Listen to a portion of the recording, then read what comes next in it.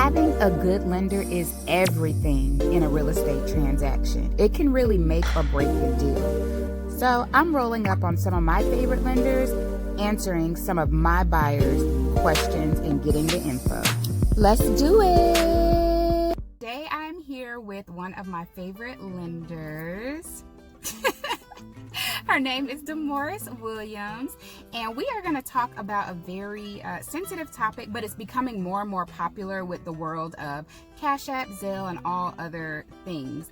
And those are called payroll deposits. Non-payroll deposits, and how that's going to work when you're trying to apply for your loan.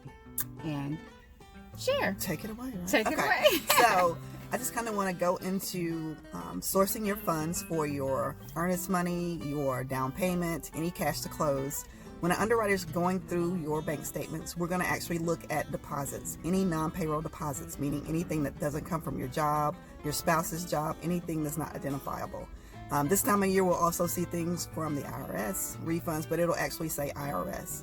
So in the time of instant money transfers, we like those. Yeah, Zelle, we do when they're, Cash App. So if you're getting those and they're on your 2 months bank statements, so anything that's in 2 months of the transaction will be sourced.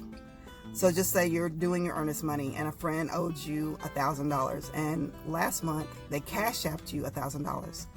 That money's not going to be sourceable unless you're able to get your friend or whoever gave you that money to go ahead and source those funds, show their bank statement, show where they transferred the funds, almost just like a gift.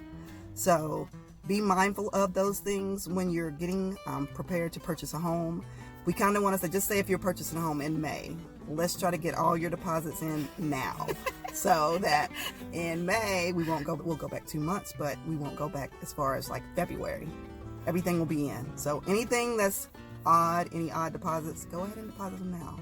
Go ahead and deposit your mattress money now. Go ahead and pull out anything that you want to deposit now, so that we don't have to ask you, because the underwriter goes through your deposits with a fine-tooth comb. Also, down payment assistance goes through your bank statement with a fine-tooth comb. They want to know, what is that $50 that reoccurs every month from whomever it comes from?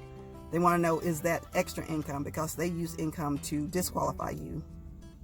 So just be mindful of it, and that's really the important thing. So also, earnest money, don't pay your earnest money with cash, a Cash App from, even if it's from your husband, unless he wants to show his bank account, source those funds, is going to be an issue. So just really be prepared to source your funds. Paper trail your funds for any transaction that you're going to have with your bank statement that you're going to supply to the underwriter. So really, that's cool. So I know we mentioned, bank statements, you'll need 2 months. Can you tell me what other documents, when someone's getting ready to apply for a loan, that they'll need to submit to you? Absolutely. So most programs now, unless you're applying for down payment assistance, we only need your W-2s, your pay stubs, bank statements, and your ID. So we can start there. Any other things that we need just depends on the program that you're using. If we're doing down payment assistance, we will need 3 years of your tax returns. And what they're looking for is housing. They're looking for interest, anything that has to do with, you owned a home. Again, they're trying to disqualify you by your tax returns. Right. So it's a little different than what we're looking for. But either way, we're trying to just qualify you based on minimal documentation. So also on our application, you're able to pull in things electronically to where you can minimize your documents. So you can pull in like work number. Like an app, right? You have the app. Absolutely. Yeah. So let me know and I'll send the app to you. You can download it.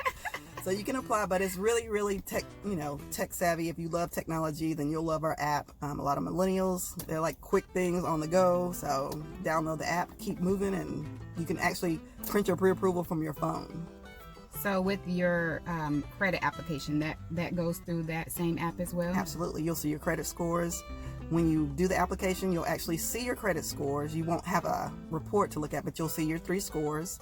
You'll be able to, you can run your own automated underwriting. If you're that savvy and you want to go through the whole process, you can actually print out your pre-approval, do everything without me, and then I'll follow up with you, immediately, and kind of walk you through everything else. But it's pretty easy, and I love it. Awesome. And once you get your pre-approval, we can go looking at houses, but not before then. Absolutely. All right, so anything else you want to add to that topic, or that they should know?